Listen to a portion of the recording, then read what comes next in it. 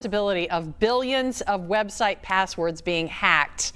But there are some ways you can protect your information. Cybersecurity expert Dave Hatter joins us this morning with what we're doing wrong and how to protect ourselves and our information. Good to see you, Dave. Good to see you, Sheila. So tell me about this Google warning. What was it? Yeah, so hackers are constantly trying to steal usernames and passwords because they'll use them in brute force attacks to attempt to log into your account, steal your identity, steal your money, etc. So Google, to their credit, has built a tool.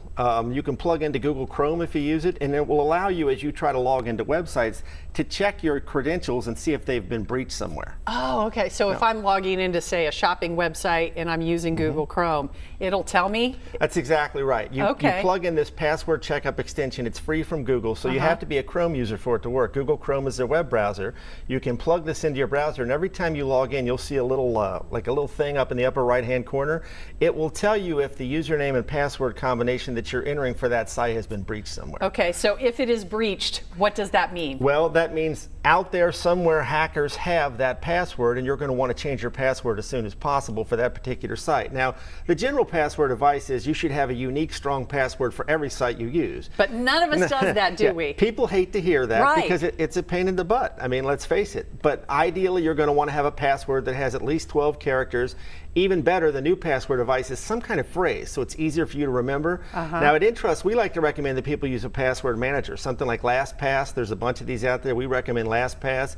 It's a secure encrypted tool that lets you create and manage your passwords so you don't have to remember them all. Okay, so how do I use a password manager? Good question, Sheila. So with LastPass, it has numerous ways you can use it. So on your phone, you can install an app. In your browser, it also is an extension, so whether you use Chrome, whether you use Firefox, whatever, it plugs into your browser.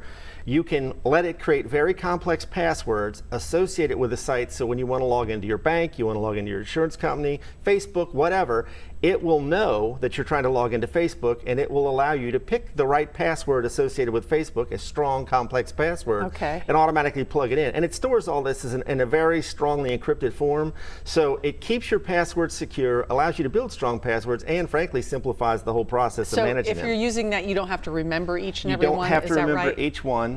And it will perform some password checkups too. But yeah, again, Google is doing us all a favor with this password checkup extension. So on the website, or on the screen right there, there was a checkup that you can use if you don't use Chrome. Tell me about that checkup Have I been pwned? So a guy named Troy Hunt, he's a security expert. He put together this website. This gives you a chance to try to check your credentials even if you don't use that Chrome extension. It works a little different, but if you don't use Chrome, I strongly recommend you try this site. You type in whatever username you use, and it will tell you if that's been breached somewhere out there on the dark web. It's searching these giant databases of usernames and passwords that have been breached. Wow. Okay. Well, thank you. Creating a strong password is really, really very important. Like you mentioned. What are some of the wrong passwords that people use? Every year there's an organization that puts out a list of the worst passwords. You can search that. I sent you guys a link. I strongly suggest people look at that. Don't use any password on that list, first off. Don't use password. Don't use password. Don't use password. Don't use 1, 2, 3, 4, 5, 6 or any variation of that. Don't use your name. Don't use anything that's easily guessable about you or someone could find on social media. And another really important tip, use multi-factor or two-factor authentication anywhere you can. That's the thing where when you try to log in, it wants to send you a text or an email, or possibly you might have an app where you have, it gives you a code. So that way, even if hackers do get your username and password, they can't log into your account because they need that extra PIN that's going to get sent. And that's extremely important on anything related to financial services, banks, insurance, that kind of thing. Dave, thank you so much. So much good information there. Thanks. Yeah, be careful. Be careful on that web.